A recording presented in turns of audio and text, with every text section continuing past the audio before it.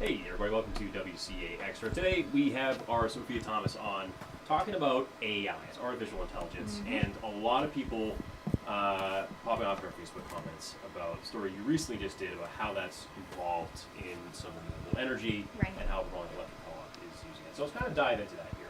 You know, we did this thing this morning, and Electric Co-op is concerned with electric vehicles overloading the grid. And how is artificial intelligence kind of coming into that? Yeah, so the biggest example they gave me is that when everyone gets home at the end of the day, everyone wants to plug in their EV so that they can easily get to work the next morning, have it fully charged up. But if everyone's plugging in at the same time, that could cause an overload. And so they use AI in this way where they can, first of all, track which of their customers have EVs, who's plugging in at what time. They can estimate when those peak times might be, when everyone wants to charge at once. And that way, if I'm the customer, I don't have to do anything different. I just plug in and go. But they're able to basically monitor who's charging and charge each EV in intervals. So everyone's waking up to a charged EV. They were just charging at different times in that afternoon and the night. So your that charge way is, there's no overload. your charge is, let's just say, 8 to 9 o'clock. Sure. Maybe mine's taking a little break. From 9 to 10, mine's okay. So at the end of the day, they're still charging up. Yep, and that's what Cyril Brunner showed us in the package you guys will see, is just, he has that whole database by Camus Energy, and he basically can go through it and tell, all the little pinpoints of all the customers and how they're using that at once. Yeah, and what other than just overloading the grid here, what's part of the goal of some of this implementation for Vermont Electric Co-op? Right, well, we know that if too many people are plugging in at once and needing to use that energy, that could mean that they have to bring on dirtier forms of energy onto the grid, like fossil fuels. So by actually monitoring this, that helps them avoid that. Plus, if they weren't monitoring this and they just it was a free-for-all, they would have to eventually invest in grid upgrades, and that would of course jack up the price for customers. So this seems like a win-win situation for them and for customers, because their experience is the same, but they're saving some money. More or less, it's more about the monitoring, but then again, the rate prices will stay at bay there. Right. And one thing, why I guess more of a point of contention for some people, a little bit of distrust in artificial intelligence. So to put people's mind at ease, it's not just the AI there; they're also monitoring the AI, correct? Right. Yep. Of course, they're monitoring it. Something Cyril told me is that while they're always looking into the next type of AI, always trying to be on top of things. Of course, they're wary of what they're bringing in, because AI can have such a major impact, and it carries a lot of responsibility. So they choose carefully. And right now, there's no magical solution where they can just let AI run entirely on its own.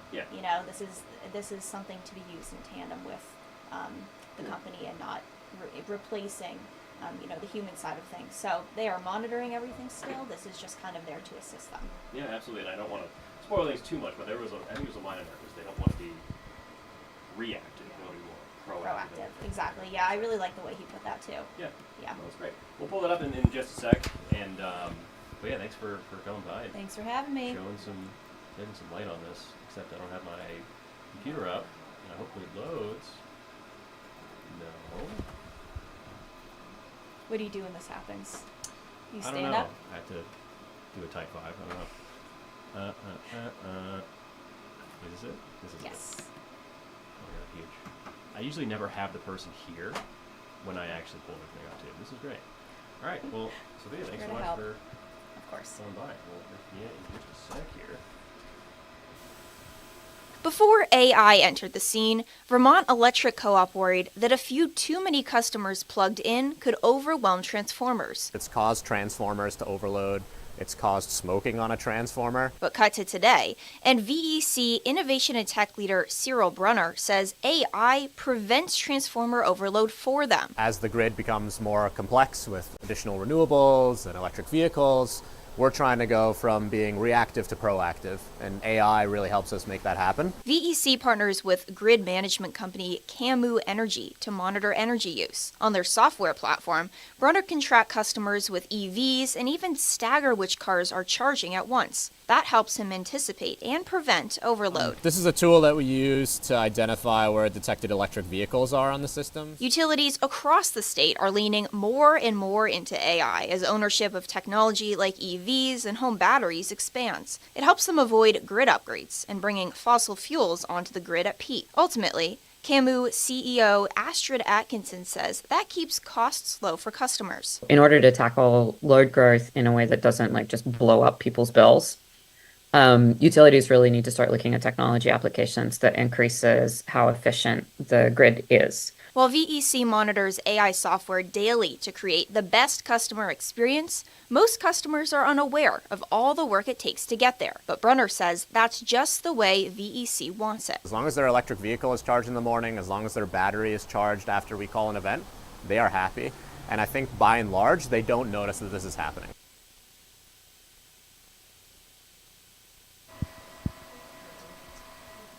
Yeah, that was Sophia Thomas kind of shedding some light on how electric co-op is implementing some AI. Of course, Yep. it's not free range. It's cyber out here, so at least we're good there. But check that whole story on WCAX.com. Yep. And Peter, let's talk. Yes, let's talk. Let's talk. So we had quite a bit. I'm just realizing something. Do you have a microphone on, or? Oh, it fell off. Wow, that's crazy. I wonder if they. Oh no. Here, let me get that. Oh. Well, Now he might have a microphone on soon.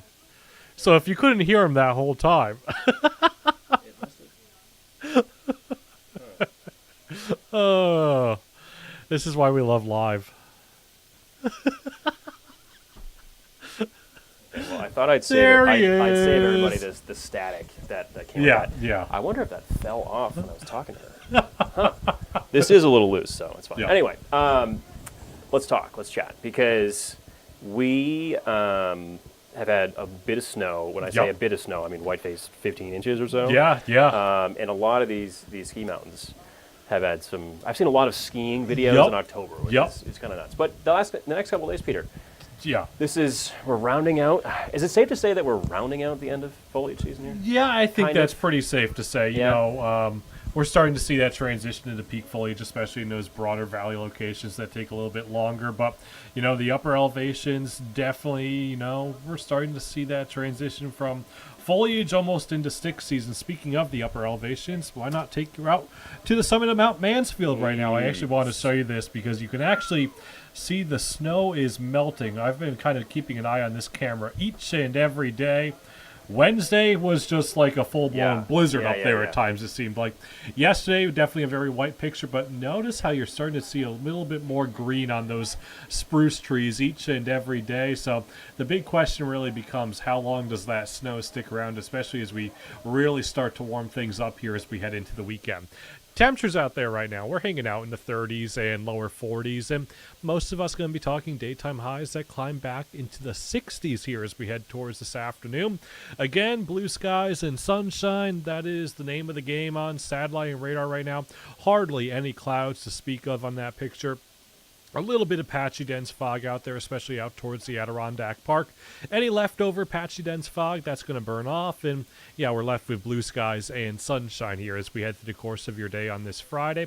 That sunshine going to help to warm us up, and really the entirety of the weekend forecast looking quite nice.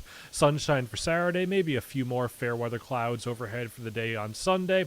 Temperatures climbing though each and every day. Tomorrow, most of us talking mid to upper 60s for highs. Sunday, I think some of those broader valley locations, the Champlain Valley, the Upper Valley, could be making a run into the lower 70s here for the second half of the weekend. Really, the next weather maker that's really not until we head into late Wednesday evening. Here's 7 o'clock on Wednesday. A few rain showers starting to enter the western portions of the area. Does look like that brings a few rain showers into our direction here through the course of the day on Thursday. That a part of a cold front that will also knock down our temperatures here as we head into the second half of next week. But before we get there, we've got a long stretch of sunshiny weather, and that includes today. Plenty of sunshine out there this afternoon. Temperatures here for today climbing back into the 60s tonight. Clear skies, some starshine, overnight lows falling back into the 30s and lower 40s here as we head towards daybreak tomorrow morning. Into the rest of your day on Saturday, again, plenty of sunshine out there. Daytime highs mid to upper 60s, a few lower 70s possible off to the south. More sunshine on tap for the day on Sunday. Monday and Tuesday, even warmer. I think we're talking temperatures for most of us making a run towards that 70-degree mark. Bit more cloud cover Wednesday, the chance of a few rain showers here as we head into the day on Thursday. Notice what that does to our temperatures as well. Knocks it down from the 70s back into the 50s here as we head towards next Thursday, which is probably right around where we should be for this time of year. Yeah, Peter, I was doing some surgery on this, make sure it actually stays on my body this time. Yeah. But yeah, definitely some welcome news here. Again, we mentioned this earlier in the week, but places like the it's not chairlift. What's it called? Gondola. The gondola, yeah. Still gondola. I think it was last weekend of that. Yep. So we kind of want to see some snow and or foliage. Snowliage. We got There you a go. little bit of it in the upper elevation still. Yep. So, but yeah, have a day this weekend. Yeah.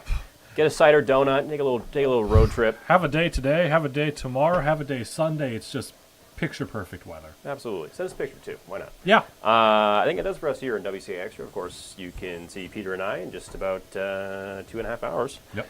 And see all of our stories on WCAX.com and see all our reading shows as well. Yeah. But until then, have a great weekend, and we'll see you later.